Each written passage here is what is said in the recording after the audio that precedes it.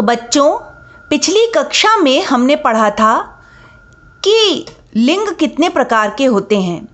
आज हम जानेंगे कि वचन कितने प्रकार के होते हैं। संस्कृत में वचन भी 3 प्रकार के होते हैं। एक वचन, द्विवचन और बहुवचन। अब आप पूछेंगे कि इन वचनों का क्या प्रयोजन है और क्यों इन वचन को हम संस्कृत भाषा में प्रयोग करते हैं। तो बच्चों, इन वचनों का बहुत महत्वपूर्ण योगदान है संस्कृत भाषा में। जैसा कि एक वचन से स्वयं ध्वनित होता है, यानी कि एक वस्तु। जब हमें किसी एक वस्तु के लिए बोलना होता है तो हम एक वचन का प्रयोग करते हैं। जब किन्हीं 2 वस्तुओं की बात करनी होती है तो द्विवचन का, और जब किन्हीं 2 से ज़्यादा वस्तुओं, चाहे वो 3 हो, 4 हो अथवा 5 हो अथवा उससे ज़्यादा हो, तो हम किसका प्रयोग करते हैं? बहुवचन का। इसे हम उदाहरण के रूप में इस प्रकार समझ सकते हैं। जैसे मान लीजिए ये एक पुस्तक है, तो इसके लिए हम क्या प्रयोग करेंगे? पुस्तकम। नपुंसक लिंग प्रथम पुरुष एक वचन का रूप है। ठीक है। अब यदि हमारे पास 2 पुस्तकें हैं तो हम क्या रूप यूज करेंगे? पुस्तके। और यदि हमारे पास 2 से ज़्यादा, मान लीजिए 3 या 4 पुस्तकें हैं, तो हम क्या प्रयोग करेंगे? पुस्तकम, पुस्तके, उसके बाद कौन सा रूप आता है? पुस्तकानि, यानी कि बहुवचन का। तो ये अंतर हमें जब तक नहीं पता होगा कि हमारे जो शब्द हैं वो प्रथम पुरुष के हैं और एक वचन के हैं, द्विवचन के हैं अथवा बहुवचन के हैं, तब तक हम कोई भी वाक्य को बनाने में समर्थ नहीं हो सकते।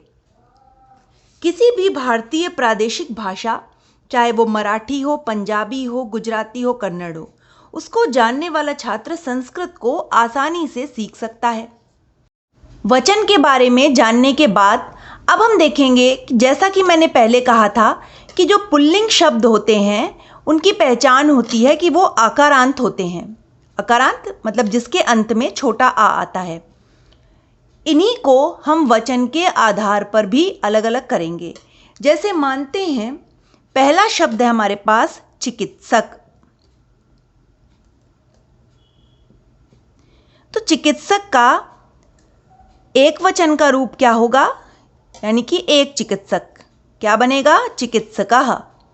अब 2 चिकित्सक यदि हैं तो रूप हम क्या लिखेंगे?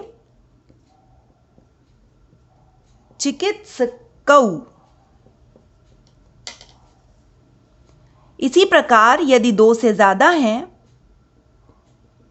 तो क्या बनेगा रूप? चिकित्सकाः।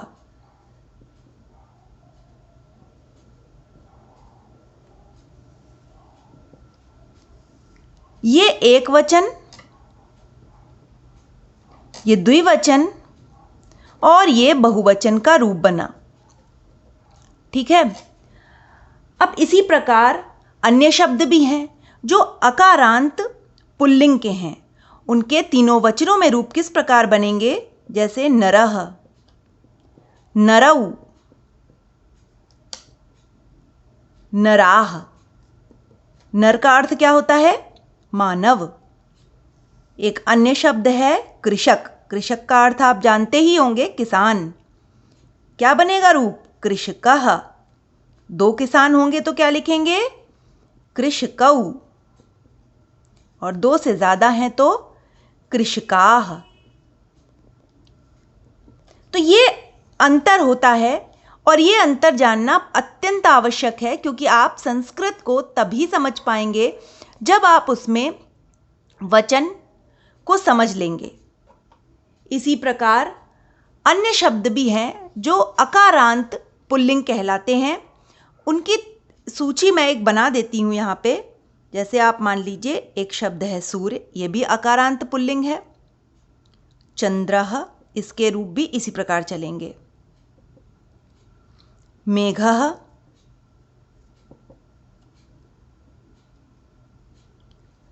वृक्षः,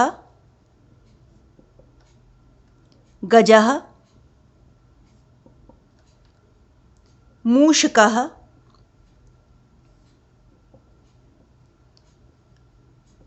बिडालः, कुक्करः। ये सभी शब्द जैसा कि देख रहे हैं हम, अंत में इनके छोटा आ रहा है, इसीलिए इन सब को अकारांत पुल्लिंग की श्रेणी में रखा गया है। अब हम पढ़ेंगे आकारांत स्त्रीलिंग शब्द।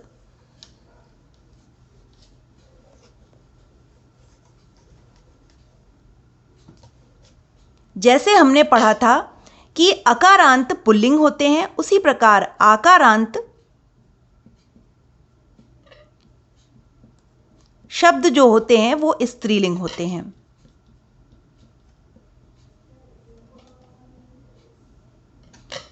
इनमें कौन से शब्द आते हैं? छात्रा,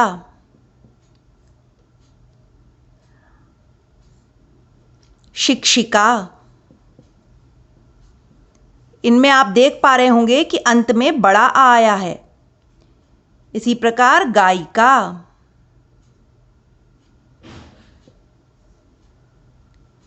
अब इन शब्दों में भी हम वचन का जब प्रयोग करेंगे, जैसे मान लेते हैं यदि एक छात्रा है तो क्या लिखेंगे? उसका प्रथम जो एक वचन में रूप बनाएंगे वो क्या बनाएंगे? छात्रा। अगर दो छात्राएं हैं तो क्या रूप बनेगा? छात्रे। और यदि दो से ज्यादा हैं तो क्या रूप बनेगा? छात्राः। इसी प्रकार शिक्षिका और गायिका के भी रूप बनेंगे। जैसे यदि एक शिक्षिका है तो रूप बनेगा शिक्षिका, दो हैं तो रूप बनेगा शिक्षिके, और यदि दो से ज्यादा हैं तो रूप बनेगा शिक्षिकाः। और इसी प्रकार गायिका, एक गायिका है तो गायिका, दो हैं तो गायिके, और यदि दो से ज्यादा हैं, 3, 4, 5, तो क्या बनेगा रूप? गायिकाः। तो इस प्रकार ये जो शब्द थे ये आकारांत स्त्रीलिंग के शब्द हैं। आकारांत स्त्रीलिंग के अन्य शब्द हैं जैसे चटका, मधुमक्षिका,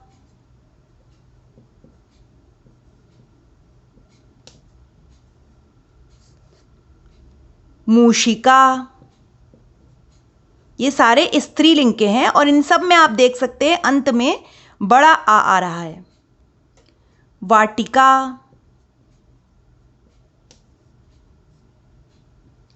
लता, कलिका। स्त्रीलिंग के बाद तीसरा आता है नपुंसक लिंग। अब हम देखेंगे कि नपुंसक लिंग में किस प्रकार वचनों का प्रयोग होता है। एक शब्द मैंने आपको बताया था, पुस्तक, नपुंसक लिंग का शब्द है, इसके रूप में आपको बता चुकी हूं। इसके अतिरिक्त अन्य शब्द हैं जैसे फल, नपुंसक लिंग का शब्द है। पत्र, चक्र। अब इनके रूप किस प्रकार बनेंगे देखते हैं। जैसे मान लीजिए एक फल है तो उसके लिए क्या रूप बनेगा? फलम। दो हैं, फले, और दो से ज्यादा हैं तो क्या बनेगा? फलानि।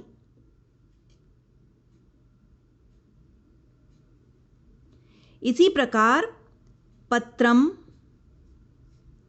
पत्रे, पत्राणि। हमें याद ये रखना है हमेशा कि कौन सा वचन कहाँ प्रयोग होना है। यानी कि यदि एक हम पत्र इस्तेमाल कर रहे हैं तो वहाँ पर हमें एक वचन ही प्रयोग करना है, और यदि 2 पत्ते हैं तो द्विवचन, और 2 से ज़्यादा हैं तो 3। इसी प्रकार चक्रम, चक्रे और चक्राणी रूप बनते हैं। तो बच्चों, आज हमने तीनों लिंगों का तीनों वचनों में प्रयोग देखा।